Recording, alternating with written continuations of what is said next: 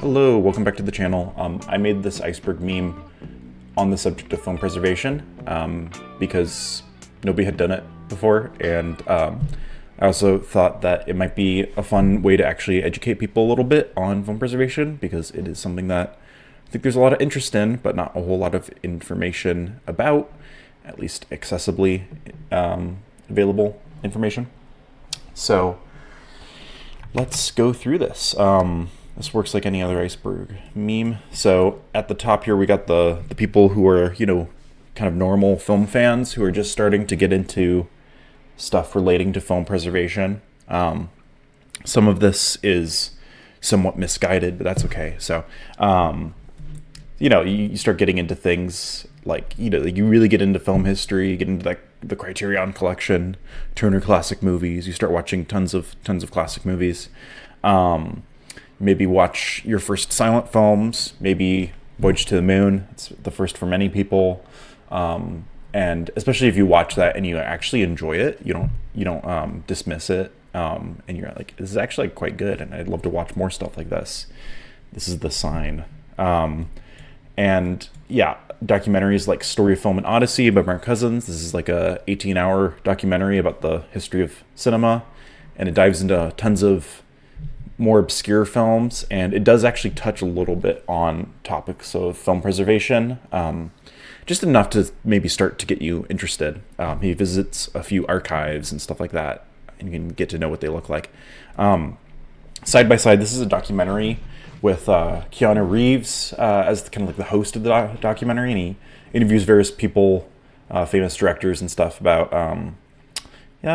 digital versus film. And this was made, I think, in like early 2010. So this is really like 2012 is kind of the tipping point for film losing its dominance in the film industry. Up until that point, you could still see stuff in most movie theaters that was on film. So this is a nice artifact of that time, and definitely for me piqued a lot of interest in film as a actual like medium, as a physical object. So that might get you hooked as well. At this point you probably watch your first film on 35 millimeter, and in today's world there aren't a whole lot of opportunities left. One of the few was Oppenheimer last year, and Quentin Tarantino's new stuff. There's certain directors where they'll release their stuff on film, and if you take that opportunity and you see it and you think it's super cool, this is beginning your interest in film preservation. And then getting into stuff like They Shall Not Grow Old.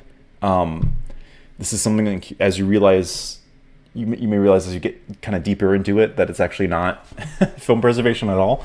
But I think it really piques people's interest. And when I told people that I work in film preservation, a lot of them think I'm doing this, where I'm restoring quote unquote footage, archival footage, and colorizing it and making it look more modern. This really isn't film restoration or preservation at all, but we'll talk about that more later.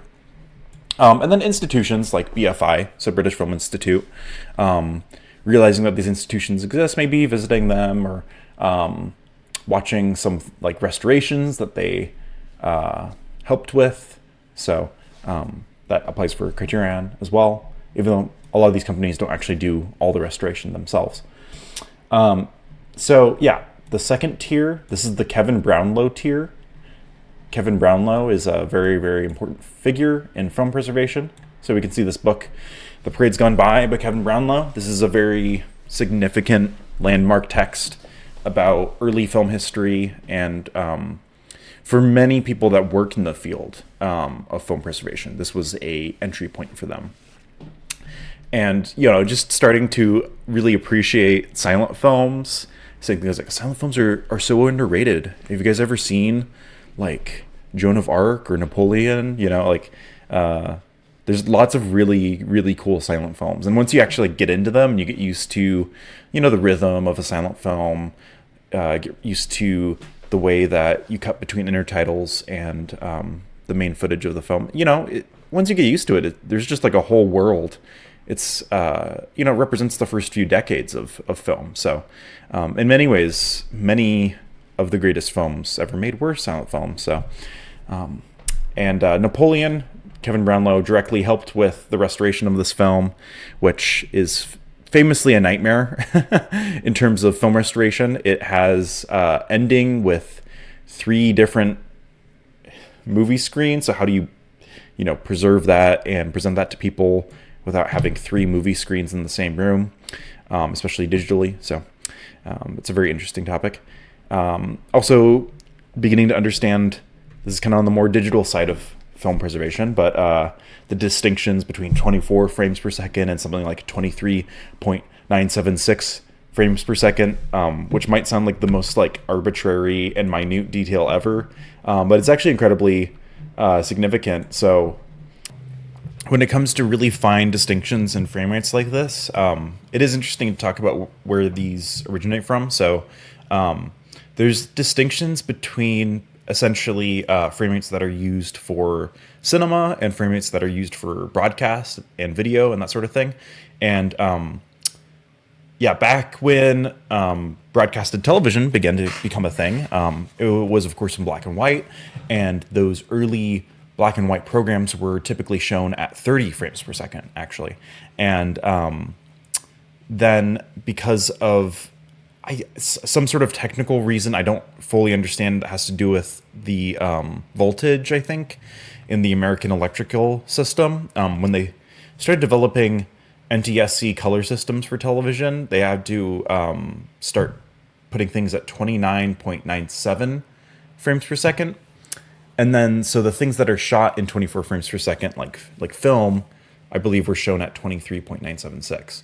So that's where this weird standard of 23.976 comes from. And a lot of like YouTube channels will probably use that frame rate. A lot of TV you watch will probably use that frame rate, or like TV movies on TV.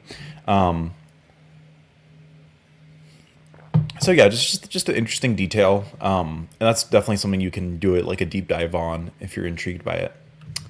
So moving along. So beginning to understand what film restoration really is really important, I think.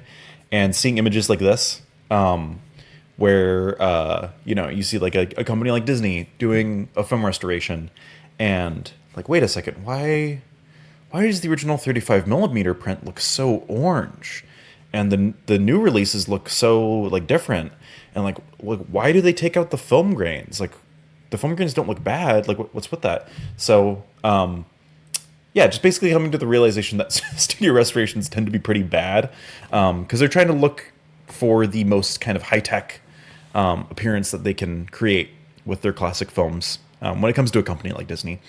And when you actually see one of these films, for instance, like The Wizard of Oz on 35 millimeter on nitrate film, which we'll talk about in a second, everything looks like classic Technicolor, looks very beige and very orange. And this kind of color palette is like, that's Technicolor. And that's like what people associated with Technicolor for the longest time.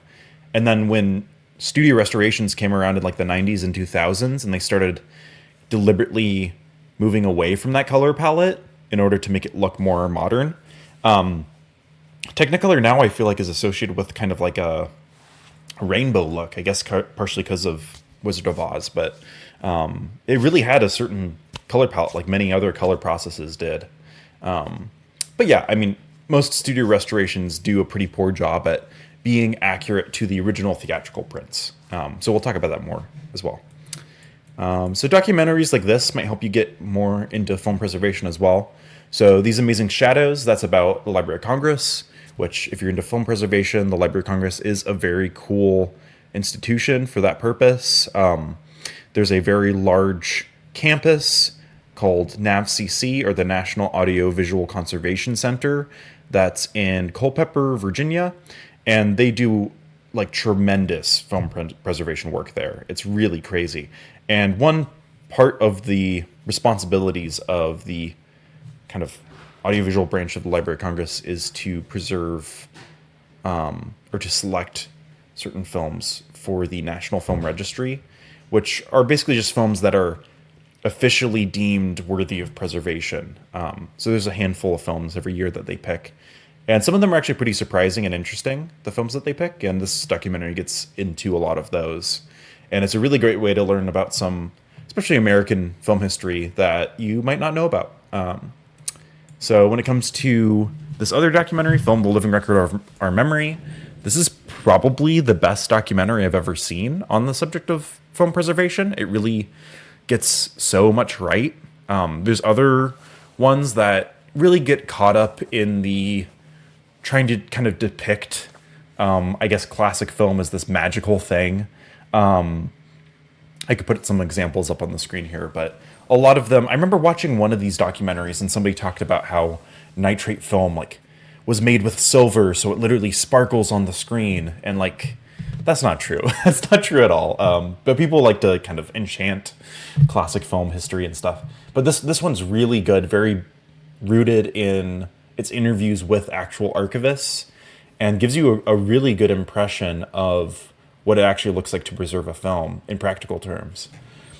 And just really starting to appreciate 35 millimeter projection, perhaps 16 and 8 millimeter as well. Getting to know the different 35 millimeter projectors that exist, and maybe even, if you have a repertory cinema near you, having a favorite film projector, because, every projector is slightly different, and there's something kind of cool about that. Okay, so then we got the widescreen processes that you might start being fascinated by as you get into film preservation. These widescreen processes are a particularly fascinating piece of film history. As television became popular in the 1950s, film theaters wanted to essentially compete and make the cinema-going experience more thrilling and technically innovative in order to attract people to going to the theater, which is, of course, a similar struggle that movie theaters are having now with streaming. But the first one that really kicked off the widescreen movement, I guess you could call it, is Cinerama, which is a very cool widescreen process. It uses a curved screen and uses 3 different projectors all at the same time, so it's very complicated to use. And of course, it's very rare to see Cinerama projected accurately nowadays. Cinemascope, you might have an easier time actually seeing done nowadays, but still, Cinemascope uses a curved screen, so it's very interesting. Okay, so next tier we have the Henri Langlois tier. Langlois is probably the most famous figure in the film preservation world. He's kind of used to represent it for a lot of people. This documentary, Henri Langlois, Phantom of the Cinematheque, does a really great job at looking at his career. Langlois is very interesting because he was really a pioneer of the field in many ways. He made a big deal out of collecting as many film prints as he could, even if he didn't have room for them at his institution. And the institution he started was the Cinémathèque Française, which still does great work today. And he's also interesting because he not only helped kick off the film preservation movement in some ways, but he also helped kick off the French New Wave movement in other ways. So because he collected these classic French film prints and was the rare place where you could see these classic French films, tons of the film critics that would go on to become the filmmakers of the French New Wave, such as Truffaut, saw those classic films at the Cinémathèque. And so, in an interesting way, this radically new form of cinema would not have happened if it weren't for film preservation. So, it's just an interesting detail. Louis Lumiere, that's a good documentary. Very interesting historical artifact as well. So, this is a film that talks about the films made by the Lumiere brothers. The Lumiere brothers, of course, were really the inventors of cinema and projected motion picture film. Before the Lumiere brothers, you have George Eastman and Thomas Edison doing motion picture stuff, but it's all in these like peep show devices. By the time you get to the Lumiere brothers, they're really the innovators in terms of projecting film and getting people together in a room to watch it. And of course, there's the very famous first film screening with the train. But this film really digs into their films beyond just the stereotypical workers leaving the factory and the train one. And it features not only Henri Langlois, but also Eric Rohmer, the very important French New Wave director, and Jean Renoir, who is a director who I would say was sort of preceded the French New Wave and was very important for it. And just these three figures coming together to talk about, in many ways, the original French filmmakers, it's a really just a treat for anybody who's interested in film history. So, yeah, when you get into Langlois, at this point, you might get really excited about Langlois and the approach he took, and you might say things like, Langlois was the savior of cinema. He saved cinema. Without him, we would have lost film history, which is true in many ways. But we'll dig into later how it was not just Langlois who pioneered the field of film preservation. Platter projection, I'll just explain this very briefly. If you see a new film, like, for instance, Christopher Nolan's new films in the theater on 70 millimeter or 35, it's very, very likely that they are doing platter projection. And platter projection, you wouldn't really notice it in terms of the viewing experience so much as you will notice it as a film archivist, because platter projection really is really tough on film prints and will leave damage that is very noticeable down the line. And sadly, movie theaters prefer to do platter projection because it's a good way to cut corners, it's less maintenance, but in the long run, it's not preferred. And so no film archive or repertory theater should hopefully be using platter projection. Hollywood, this is a mini TV series made by Kevin Brownlow that really gets into early film history, early Hollywood history. There's especially an interesting episode where they talk about Hollywood before the film industry came there and the early days of filmmakers moving from the East Coast over to California. It's very interesting.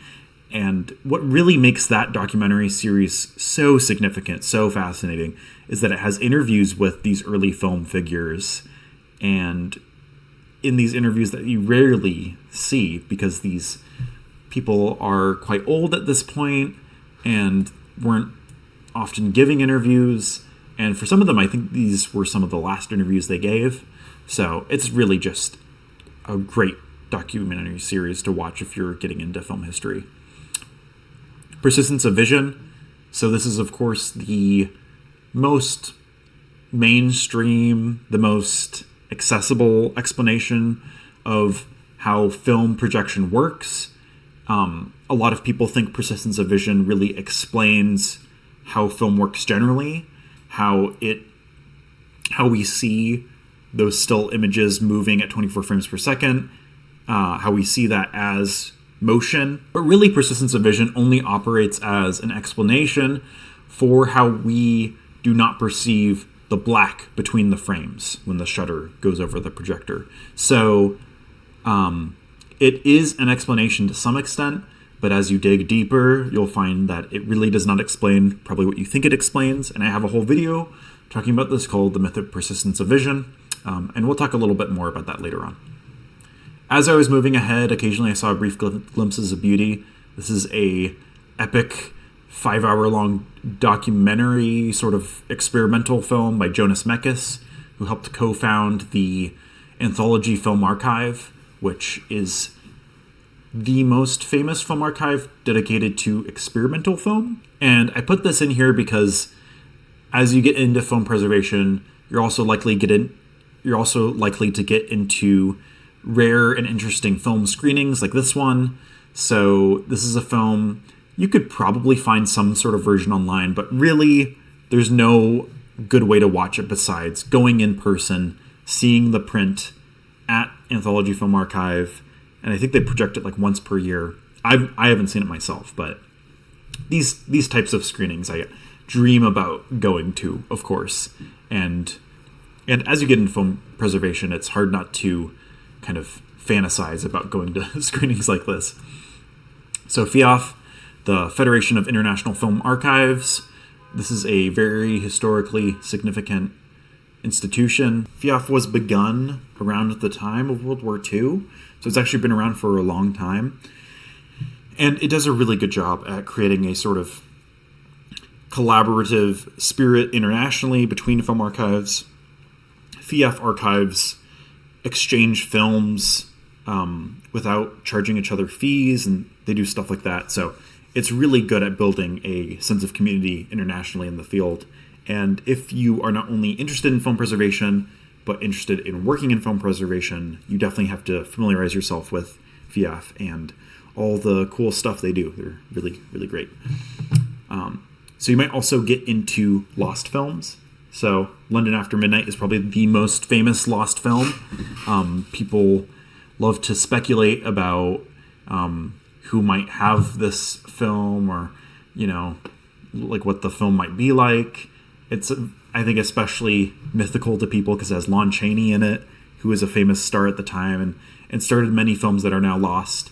And he's in this really crazy looking costume in the film. So I think a lot of people just really want to see it. Sadly, I think like most lost films, you know, when if it were to actually be discovered, it probably isn't that great. But who knows? Maybe it's an amazing movie. And it's also directed by Todd Browning, who is really great. He did The Unknown, Freaks. He has some other ones. He's a really great director. So it's probably actually quite a good film. The Film Foundation. This was founded by Martin Scorsese, of course. And they do really great work in terms of funding film preservation projects. And it sort of acts as a funnel from people who work in the film industry who want to have a foot in the world of film preservation. This is kind of their way to funnel funds into that. And they do great work. They have a really, really great website that is great for educating yourself on film preservation. And yeah, just super grateful for the work they do. Todd AO, this is a more niche widescreen process. And yeah, as you get into widescreen processes, you might be looking for ones that are a little bit more weird or lesser known. And Todd AO definitely has that quality to it. Although, I mean, it was still very popular when it came out. Films like Oklahoma were shot on this and projected on it. So the next tier we have Ernest Lindgren tier. So this guy, he was the Henri Langlois of Britain, of the British Film Institute specifically. And Lindgren had a very different mindset from Langlois. He had a background as a sort of bureaucrat. And so he has a very preservation-minded approach. And maybe I'll make a whole video on this subject, but in the field, there's famously a divide between the Langlois approach and the Lindgren approach. And to summarize this divide briefly, basically, the Langlois approach prioritizes presentation over preservation. So the idea is we should have these film prints and we should project them for people, because if they can't watch it, what's the point? And the whole point is to build community and get people inspired. And then the Lindgren approach really focuses on preserving films. He has this whole concept of having a master copy, and that master copy should not be used for any sort of projection. You should only project the duplicates of that. And so I would say history highly favors Lindgren's approach because his film prints have aged far better than the ones that were preserved by Langlois. But that's a whole interesting topic I could talk about for quite a bit of time. But he's definitely a less known figure than Langlois. He's not quite as cool or like punk rock as Langlois. So you might get into things like Cinemascope. So Cinemascope's interesting because it's like certain film prints might actually be like filmed versions of a movie that was on TV. So basically, they broadcast a film on TV, and then the way they used to capture television broadcasts was simply with a film camera. So there's interesting Cinemascope prints, and those often don't look very good. And once you can identify them, it feels impossible to watch one because it's just like so irritating to look at least in my opinion. Dawson City Frozen Time. This is a very good documentary on the subject of film preservation. Very exciting subject. There was this collection, unintentional collection, I guess, of films in rural Canada where it was the sort of end of the film distribution circuit back in the day. And so these films would end up here, and a lot of them would not get sent back to Hollywood. And so they just sat in this town, Dawson City, and a lot of them got buried, I think, underneath a swimming pool, which is very bizarre. But because it was so cold, these films were preserved to some degree. They definitely had a lot of deterioration, and this film does a good job at showing that deteriorated footage. But the film prints are salvageable. They were scannable, and so this film does a good job at showing those scanned film prints, showing how interesting decaying footage looks, and using that to actually tell the story of finding those film prints and sort of reclaiming that episode in film history. Okay, so A Page of Madness. This is, in my opinion, a great example of a film that used to be considered lost, but now is found, and is a absolutely indispensable piece of film history now. It's a fascinating film from the 1920s from Japan, and it really is just straight up surrealism. It's very cool, and in many ways it kind of forced people to reroute some of their film history in their heads, because we think of surrealism as emerging from France, and we associate it in film with Louis Buñuel, of course. And of course, you know, the movement of surrealism does come from France. But very similar things were being done in Japan in the 1920s, and it's just a really fascinating thing to watch. And to me, A Page of Madness just proves how much fascinating film history might be out there, but just might not be, those film prints aren't discovered yet or whatever. So at this point too, you might start getting into not only different film gauges like 35 millimeter, 16 millimeter, but different film bases. This is much more niche, I guess. So generally you have nitrate base, acetate, and then polyester.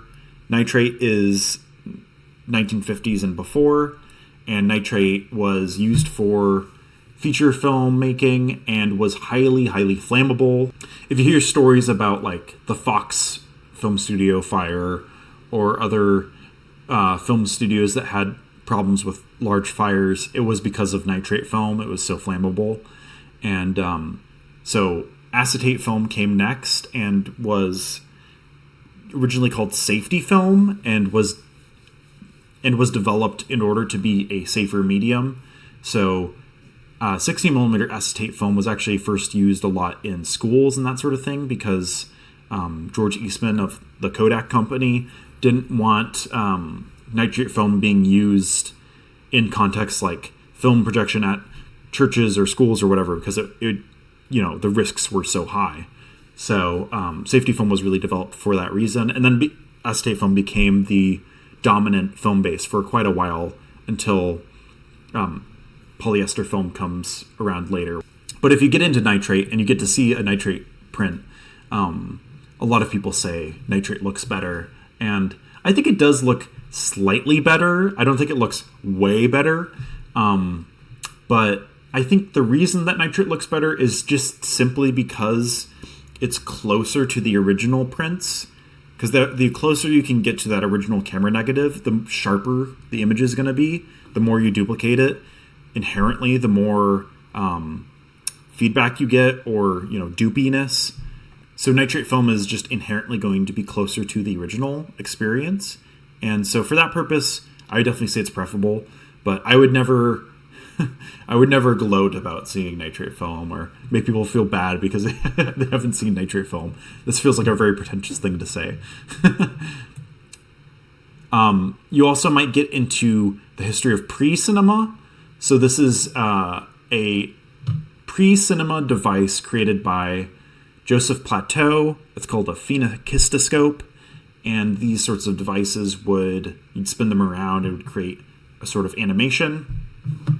There are various different forms of pre-cinema, and I actually touch on this quite a bit in my video on the myth of persistence of vision, so I won't talk about it too much here, but pre-cinema is very cool too. Okay, so 3-2 Pulldown. This is a very complicated thing. I might cut to me talking about this later because it's so big brain. All right, so let's explain 3-2 Pulldown really quick. I learned this in school, but it's really hard to retain. So I'm just going to talk about a little bit of it based on the Wikipedia page. But so the 3.2 pull down is specifically for converting film to video, not film to television, but film to video. And so for video formats, depending on your age, you might remember interlaced video, where there's two video fields, and sometimes if you pause a video or there's like a glitch, you can see the two frames interlacing with each other, and it looks strange. So this is partially due to processes like this. And specifically 2.3 pull down is to make film compatible with interlaced video.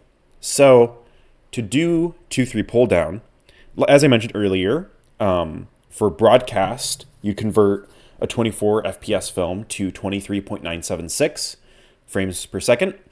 And then to convert that to a 29.97 hertz video, interlaced video, that would give you 4 frames for every 5 frames. So in a certain sense, there's frames that have to be filled in. And this is not working the same way as digital video does later on, where you have iframes and p-frames, and there's basically ways of assuming what is contained between those frames, and that's just a different form of video compression. This is basically you interlace the video, and there'll be certain frames where you actually like repeat frames and stuff. So a 2.3 pattern looks like this, and a 3.2 pattern looks like this. So to talk a little bit about the 3.2 pull down pattern specifically, so the first thing you have to keep in mind is film frames, as I was talking about earlier, are not equivalent to video fields. They're not going to be exactly compatible. So a pattern of 3.2 pull down means that you're going to have a film frame that's going to be used for 3 video fields. The next film frame is going to be used for 2, and then the next film frame is going to be used for 3 video fields, and the next is used for 2. 2.3 is just kind of the inversion of that. So if we look at this image, we can see this is going to be the original film frame. So, each frame comes after the next, just as you'd expect for motion picture film. But then when you convert it to video fields, you're going to have odd and even video fields, which if you look at these lines, this is the interlacing, right? So this video field has only these values on these lines. This one has the opposite. And then you're going to have 3 frames of that one, or 3 fields of that one film frame, the A frame, and then 2 of the B, 3 of the C, 2 of the D. And then what happens with the interlaced video is you have with the video frames, you have A, and then you have A and B together interlaced, and then you have B and C interlaced, and then you have C, and then you have D. So this becomes something that you have to care about in the field of preservation when you're scanning or restoring a videotape, specifically a videotape that was transferred of a film. So, but this also relates to other various issues you might run into with interlaced video, but this is just sort of a brief overview. I might have got some stuff wrong, but this is a very niche topic. Maybe I'll do a video on this and a history of interlaced video and that sort of stuff. So I hope that made a little bit of sense. So then we've got institutions like NFPF or AMIA. So the National Film Preservation Foundation is actually funded by the Library of Congress, or is a extension of the Library of Congress. Their purpose is to fund film preservation projects. Their purpose is to fund film preservation projects, especially ones that are significant to American history, or films that are, going to deteriorate within a few years, and there's a sense of urgency in preserving them. They do very, very important work, and I'm so glad that they exist. AMIA is the American Moving Image Association, and this is more for people in the field. So this is a organization that you become a member of if you're a film archivist, most likely, And they have a conference every year where they talk about film preservation stuff, and it's just a really great network of people to get to know if you want to get into film preservation. Silent Cinema, this is a book by Paolo, Cherchi, Usai, is not just about the history of silent cinema. It's also very much about film preservation, and is very densely written. But quite enjoyable book, I would say, too. And it's published by BFI, but he was the curator of the George Eastman Museum for quite a while. Okay, so Prismacolor came before the sort of color film that we typically think of. And this uses what is typically called a bipack color system, which this basically just means that in the camera there were two negatives. So part of what makes Prismacolor interesting is that you basically shoot the film and you're recording two negatives. One of those negatives is recording one side of the color spectrum, and the other's recording the other side, or a different side of the color spectrum, and then you bring these images together to make color. And what's really interesting is in the projection prints for Prisma, it's very strange because typically on film you have a base and an emulsion. So the base is the sort of back of the film and the emulsion's the front, so to speak. The emulsion has the actual image in it. Prismacolor had a base, and then on both sides of the base were these emulsions. One was cyan and the other one was orange. And so when you combine them, and because it was filmed in this way where it's sequential between the two films, it has constant color fringing, and it makes this like really beautiful, strange looking type of color film. And so it's just a really fascinating thing to look at. Okay, so now we have the James Card tier. So James Card was the curator and founder of the film department side of the George Eastman Museum. George Eastman was the founder of Kodak Company, Eastman Kodak, which manufactured much of motion picture film that was used throughout cinema history and still today. And James Card, he wrote this book, Seductive Cinema, where he describes this, but he played a key role in collecting a lot of American films that would have been otherwise lost. There's some incredible stories in this book about finding film collections, and then him kind of like manipulating people so he can get the film collections for the museum eventually. And yeah, he's just a very interesting person. So you might get into weirder frame rates like 18 frames per second, which is typically considered the standard frame rate for silent films, because silent films stereotypically run fast in people's minds when they think of like Charlie Chaplin or whatever. And comedy films were often run at a faster speed, but it's really strange because silent film really didn't have any standards for frame rate. There was no real true standard until you got sound, and then there's a need to have a standard frame rate for the synchronized sound, and that's when 24 frames per second comes about. But 18 frames per second has become the kind of accepted standard for silent film. That's, if you see a silent film at a repertory cinema, that's usually what they're going to be playing it at.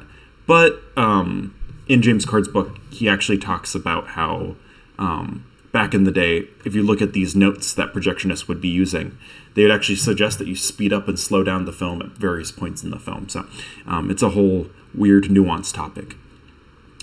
So if you get down deeper into film preservation, you kind of start to realize that, Henri Langlois, thankful for his contributions to film preservation, but ultimately single film collectors did not save as much cinema as did bureaucracy such as in the Soviet Union. So many films, including American ones, are rediscovered because prints exist in the Soviet Union. And the Soviet bureaucracy was so robust, you could say, that they held on to everything. And so many American films are restored using prints that are, for instance, from that have Czech intertitles, or that were translated to Czech. The green fog. So I'm using this as a stand-in for various films that make weird and interesting usage of archival footage. The green fog specifically is like a retelling of Vertigo with footage from completely unrelated films, all shot around San Francisco. But, there's just like many films like this when you really get into film preservation that become even more and more fascinating as you learn more about film archives and how difficult it is to put a project like this together. And this was directed by Guy Madden, who I believe he himself worked at a film archive at one time, but his films certainly have a quality of kind of fetishizing film preservation and also film deterioration and that sort of thing. All right, the Cineteca Bologna. This is a true mecca for film preservation people. A lot of the film restorations that are the greatest, I would say, get premiered there every year, and it's a very big deal. I've never been. I would love to go someday. But yeah, it's in Italy, as you might guess from the name, and that's really the place to be if you want to see the new film restorations and stuff like that. Grad programs. So if you're really starting to get into film preservation, I should talk about this one last, actually. NFSA. This is just another institute. You might not realize it until you get like further into film preservation, but they actually, in my opinion, do some of the best preservation and restoration work in the world. And so they're in Australia's capital, and yeah, they just do really good work. One of my favorite things that they've preserved is the story of the Kelly Gang, which not a whole lot of people know was the first feature film ever made. Precedes The Birth of a Nation by quite a few years. It was made by an Australian family, and it's based on this legendary Australian criminal. And it's a very interesting movie, and I remember watching this before I really knew much about film preservation, and I was really fascinated by how the film sort of falls apart by the end. They run out of the original projection prints, and so they start putting in still images that they've preserved, as well as highly deteriorated footage at the end. And it has this really interesting effect where you can kind of glean some education about film preservation just through watching stuff like this and other films that are incomplete but get restorations anyways. Greed by Stroheim would be a good example. Vitaphone sound. This is a really, really fascinating sound system that precedes sound on film. So if you see anything on film, generally the sound's going to be on film because Vitaphone was a nightmare to work with. It was a sound system that used records in sync with the film. They had various ways of syncing it. I talked about this a bit in my video on photo drama of creation. I talked about this a bit in my video on the photo drama of creation. But yeah, Vitaphone, part of the issue was they had to use, I believe it was like a needle that was so thick that these records would be ruined after a few usages. So very few still exist. It's really unlikely you'll be able to see a film with a Vitaphone sound nowadays. Highly, highly unlikely. Castle films. This is just like a cool niche thing. Castle films did various things, but I'm mainly associated with the sort of beginning of home media. So before you have video or anything like that, you have 8mm projection.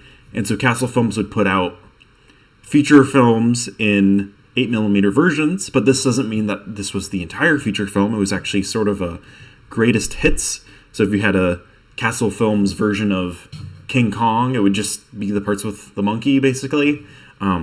They're generally like 10 to 50 minutes long, I want to say. And it's just a really fascinating thing because nobody would prefer these versions over the originals, of course. But for film collectors, it's like a truly interesting oddity to get into. Nitrate Picture Show. This is one of the few ways left in the world you can see nitrate film in person, projected on the big screen, because only a few theaters are equipped to do it. One of the other ones is the American Cinematheque in LA. You might get really into two-color processes, which Prismacolor was an example of this too. But also, when we think of Technicolor, we tend to think of what was Technicolor 4, I believe.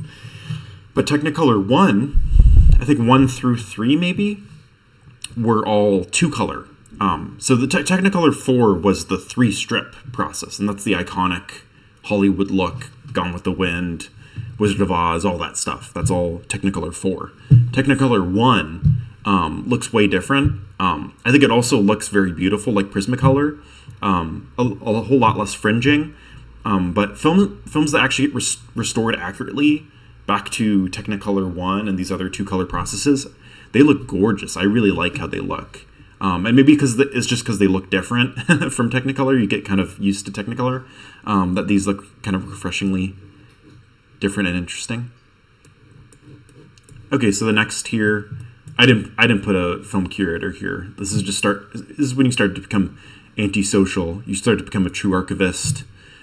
You're down in the archives, not talking to people. I put unironically just enjoying film decomposition here. Decasia is a really great example of using film decomposition in a movie. You see a ton of decomposed footage, and it looks very beautiful. It looks very cool. And if you watch enough film prints and you get used to film decomp, some of it looks very interesting. And I'm definitely at that point where it can actually kind of make a film more enjoyable sometimes when it's not totally obstructing the image. So this is Agfa color. This is a very unusual color process, very niche, very cool. So Agfa color, you can see this is the sort of pattern if you zoom in on Agfa color. So Agfa color has a sort of like weird sort of pointillist quality where none of the colors are like overlapping. It's very strange. And then there's also Agfa color lenticular color process, which looks even weirder. It's done with these like really small cylindrical lenses that it's kind of hard to describe. I'll put up some images, but it's just these are very interesting and strange color processes that you obviously don't hear about very often. So FADGI, I put this here, the Federal Agency's Digital Guidelines Initiative. Now this is the sort of stuff you really don't care about until you work in an archive, but you look at the FADGI documentation for guidance on how to preserve things digitally. Preserving things digitally is still somewhat of an oxymoron. It's very hard to preserve things, especially, on hard drives or, cloud storage and that sort of thing. But if you're going to try and preserve things, if you hire somebody to be a digital archivist, these are the standards they should be following for sure. So DPX files, these are a pain to work with, but they are totally necessary, I would say. They're these really interesting file types that you use specifically for film scans. So for instance, if you're scanning a film at 4K and you seek to preserve that scan, it's not enough to preserve it as a video file, right? Like an MP4 or MKV or something like that. You have to actually preserve the film frames as images. And so DPX is a specific file type created to preserve film frames as images. So for a feature-length film, they're preserving on DPX files, there will literally be a DPX file for every frame of that film. And if it's scanned at 4K, that's going to be huge. Handschiegl film process, or Handschiegl color process. This is just another very fascinating, weird, super niche color process that you really don't see very often. So I'm not going to talk about this color process too much, but just know that it's you could think of it as kind of like a manual color process. Like people actually went in and added the color frame by frame. It's not quite like stencil color, which is like way back when in the early days of silent cinema, and that you would literally be painting every single frame. Handschiegl had more of a process to it, but it still has that like handmade quality that looks very strange and interesting and is very fascinating to look at. So a good example of this is Joan the Woman. This also be de film, and I believe you can probably find this film in Handschiegl color online. So this is the chronophotographic gun, which was invented by Etienne Jules Murray, and it is a very interesting pre-cinema device where you actually shoot things, and it literally looks like a gun. It was originally created to capture the motion of animals and study motion, basically. I believe Murray was actually friends with Edward Muybridge, the guy who did the famous experiment with the horse that's considered one of the first films. But this is like a more niche sort of origin story of film, and obviously very weird. So Lulu in Hollywood by Louise Brooks. This is a very interesting book. Louise Brooks was a famous film actress back in the day, back in the 1920s. She pioneered this bob cut, which is still quite iconic, I would say. And she, I guess, got very disillusioned with Hollywood. She left after the silent era. Maybe she wasn't able to find work. I don't really know the details necessarily. But many years later, she actually got very interested in film history and film preservation. And so she wrote some things about film history, and this is one of them, and her experiences in Hollywood. And it's just really, I haven't read it, but it just seems like a very interesting book to dig deeper into film history. FFmpeg, this is a, if you're a computer science guy, you probably know about this, but this is a very helpful command line tool to convert videos of any sort into pretty much any file type. It's just an indispensable tool. Once you know about it, and if you're a video editor or something like that, like it will change your life. It's like so helpful. So then we got the film preservation guide. So this ties in with something I skipped over, which is the grad program. So I'll talk about that for a second. So the film preservation guide was essentially made by the L. Jeffrey Selznick School of Film Preservation and Restoration, which is out of the George Eastman Museum. This is where I did my grad program. I got my MA there, and it was a great experience. Highly recommend it. If you're very serious about film preservation, doing a grad program or getting a certification is the way to go. And there's really only a handful of programs around the world. Another one is in Ontario, which seems like quite a good program. I've met people from there. There's another one at NYU, which is a bit less hands-on. I feel like it's maybe a little bit more focused on becoming a curator. And then there's also one at UCLA. But yeah, if you really want to get into film preservation and work in the field, then a book like this is really good to look at to familiarize yourself with what the actual day-to-day work looks like. So this second to last tier now, this is the STOOKY Bill tier. So I think this guy requires his own explanation really quick.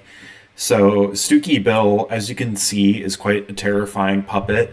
And he was this was the first broadcasted image, period. So in the 1920s, this Scottish guy, I don't really understand how, but rasterized an image with this like spinning wheel and broadcasted the first image. This is pre like what we think of as television. Some would call it the first television though. So yeah, it's a very interesting piece of history, but he also looks like a demon and he's terrifying. So yeah, all right. Well, moving along. So this is Color Consciousness. So this book is from 1935 and it's written by Natalie Kalmus, who was the head of Technicolor's art department. And she's credited on many films as color consultant, and she took color very seriously. So in this book, it's just an interesting kind of artifact of film history where it talks about how color should be used in film. And it basically suggests that color should be trying to imitate reality, and that they should use like natural objects as their guides. It's just kind of a really interesting thing, and the sort of thing that you get into when you get deep in the weeds of film preservation. So right next to that, we have the Arctic World Archive, which is in Svalbard, which is north of Norway. It is a property of Norway, the country, I believe. And it's mainly an island that's used for research purposes.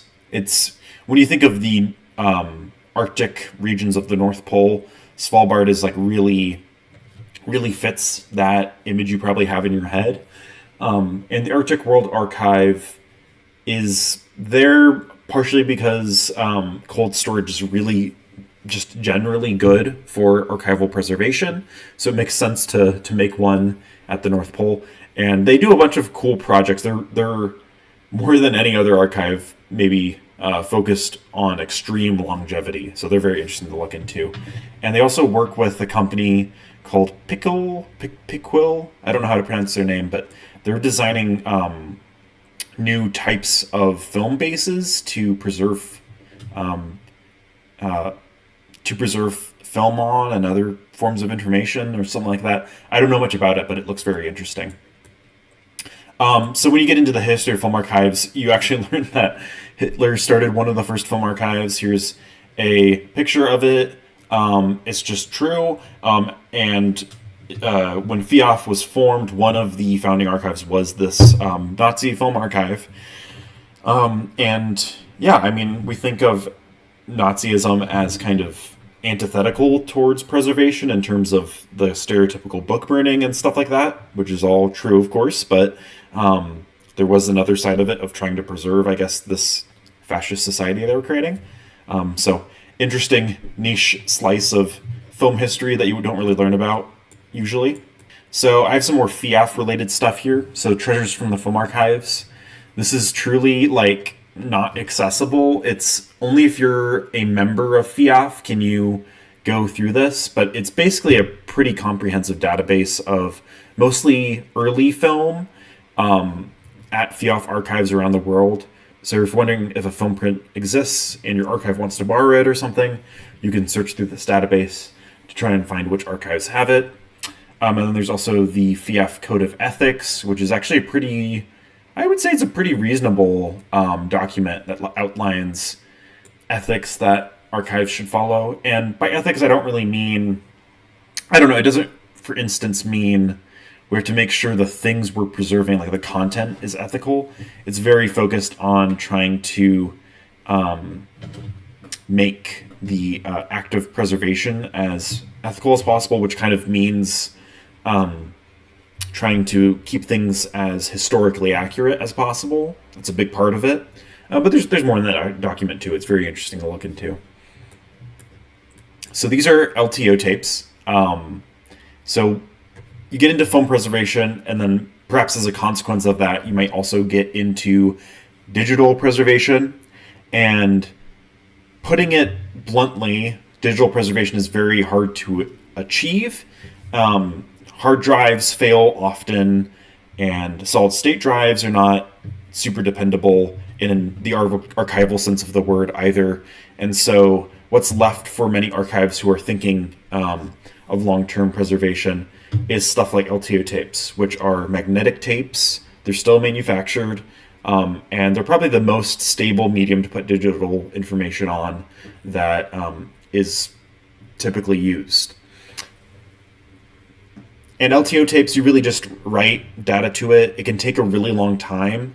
I've worked a lot with them. So like if you boot up an LTO tape reader, you stick the LTO tape in, you copy files over, it will say that it might take like a day or two or more to transfer those files. But LTO tapes are really, but learning how to use LTO tapes is probably a really good skill if you want to get into the field of preservation. And I'm definitely very pro LTO tape. LTO tapes are kind of the opposite of cloud storage in some sense. It's all offline and all on site. And I am very much in favor of that. I think cloud storage is not compatible with preservation. That's my opinion. Okay, so Chinese imbibition prints. This is a very interesting and niche slice of film history. So dye transfer processes, dye imbibition was obviously a sort of Hollywood thing. And in China, they wanted to make film that used this. And they began researching dye transfers back in 1958. I'll link this article in the description. But yeah, so originally China looked for the support of the Soviet Union to create a dye imbibition machine. And they made one in 1962, and they played around with it for a while. And these prints, it's just a very interesting, different color process. So when we're talking about kind of niche color processes, and we think of the ones that are all these American companies trying to innovate, rarely do we think of, on the other side of the world, state governments actually developing color processes like this. And I would say they look really quite beautiful. There's a pretty famous color film there's a few pretty famous color films from the 60s and 70s in China, and they look really, really beautiful. So no hate on the Chinese imbibition prints. They're just fascinating to me. Okay, so next to that, we've got the Dublin Core Metadata Initiative. This is kind of like the FADGI stuff. This is like standards to follow for your metadata. Dublin actually doesn't refer to Dublin in Ireland. These metadata standards come from Dublin, Ohio. Then you have like super niche, silent film history, like Phantasmagory. This is one of the first animated films. It's just the sort of stuff that's like really cool and not very talked about usually in film history classes. Pathe Baby, you may also get into weird small gauge film, and Pathe Baby is a good example of that. I believe it's 9.5 millimeter film, and so it's very comparable to 8 millimeter. Was intended for consumers, and of course was French made. And some of these prints look pretty cool. I definitely like them, and you can find a lot of them uploaded on YouTube. And then behind all this, we have a Magic Lantern, which is kind of the ultimate form of pre-cinema. Magic Lanterns was the projection element of cinema. And so it was projected imagery. It was just still imagery. And, still in one sense, you'd have slides. But then also many of them would actually use sort of puppetry as well. But yeah, Magic Lantern slides and Magic Lantern projectors are very interesting and very much not appreciated in general film history. So now we're down to the last tier. This is enlightenment. So this is when your film preservation third eye has opened and you start creating new forms of preservation and storage, and you understand everything about film. But this is like when you start getting into stuff that's truly like so dissimilar from mainstream enjoyment of film. Very niche, very strange stuff involved with film preservation. So, physical characteristics of early films as aids to identification by Harold Brown. If you work in the field and you've ever worked with nitrate, silent film, all that stuff, you know that this book is like the book. This is like the Bible of inspecting film from that era. It's so helpful, especially because with early film, there's a lot less standards. So especially when you have Kodak film, there was a lot of standards that they followed. There's edge codes and stuff like that tell you the year that the film was made. But a lot of early film, it's really tough to identify things if you don't have this book. It's really just an amazing resource. And Harold Brown worked very closely with Ernest Lindgren, who I talked about earlier, at the British Film Institute when that was being founded. So we also have this crazy looking film. It's not actually film, but this was how the Library of Congress first did copyright deposits for film before they really knew what to do with it. And I guess they just sort of considered it a form of photography or something, but they decided to basically copy the film over onto paper. And surprisingly, it actually is a decent form of preservation. Of course, you can't run these paper films through a projector, which made them kind of useless for a long time, but you can scan them. And so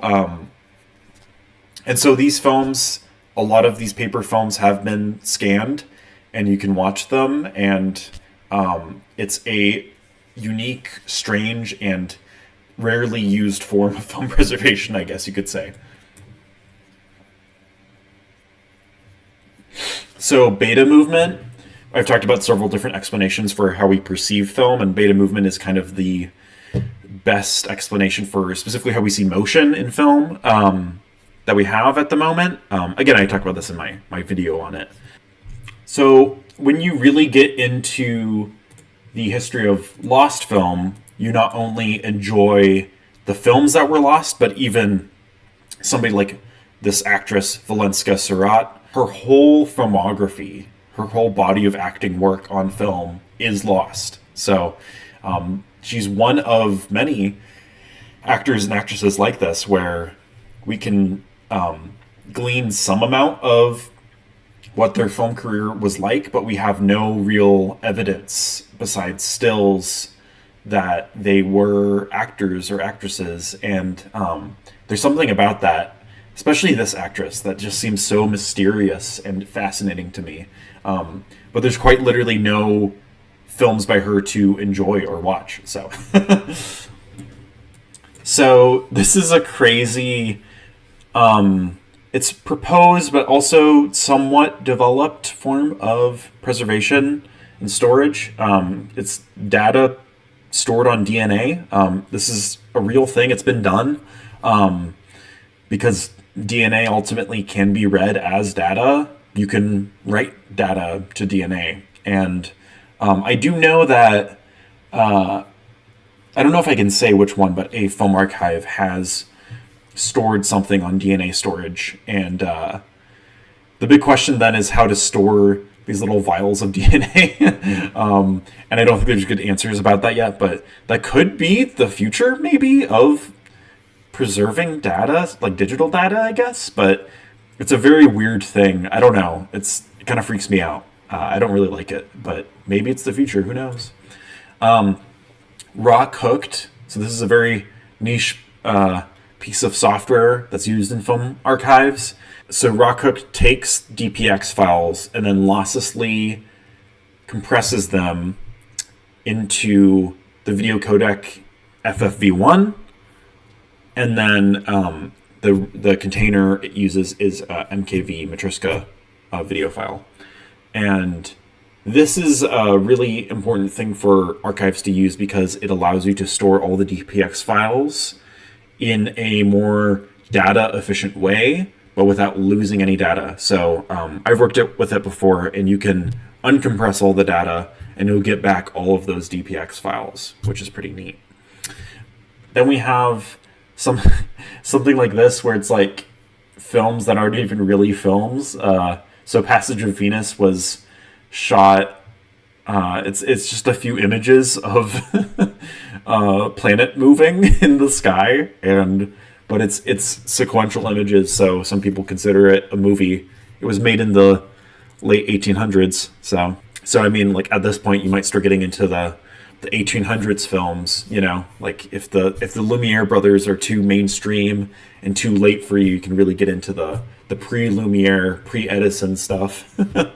This is just like a fun and neat place. This is the Toy Film Museum in Japan, and I feel like this kind of gets lost when we talk about niche and obscure stuff, is like the things that were seen as cheap. So these are toy film projectors and stuff, but they really did work. But you would have bought these for your kids to use, basically. But yeah, very grateful for the work that they do at the Toy Film Museum, because this is stuff that not a whole lot of places preserve. It's very cool. And then this, Vitalux. This is a very, very obscure film gauge, film medium, I guess. Very bizarre. I don't even know what the measurement is of it, but you can see it's like this like little column rather than a single strip of film. And what it does, and I don't even really understand it, is you put that column of film, the negative, in here, and then to record, it like spins around and it records something. So the way Vitalux works is you have this like column of film rather than a strip of film, and it records the images sequentially around the film horizontally, and it goes down in this sort of spiral fashion. And then when you play it back, you put this in a Vitalux projector, which is very rare, then it actually projects it the same way. And it was a really efficient way to store a lot of image on very little space with film, but it was never popular, super, super rare, super weird, and very fascinating. Okay, so I think that's it. We've talked about the whole film preservation iceberg. We've gone from just the basics of film archives all the way down to the most niche, field-specific stuff that most people simply will not care about. But I care about it, and I wanted to share some of this stuff with random people on the internet, I guess. But yeah, if you have any questions about the stuff I talked about, let me know. I would love to explore this subject more, because there's such a lack of resources about it online, specifically on YouTube. So I'd love to talk more about any subject I touched on in this video. And yeah, let me know what you think, and have a wonderful day. Color identifies the package, and quick and added recognition is the result. How flat and uninteresting these packages would look in black and white photography. Would you like to see? All right, young lady with the magic cloth, show us. There. How flat and uninteresting.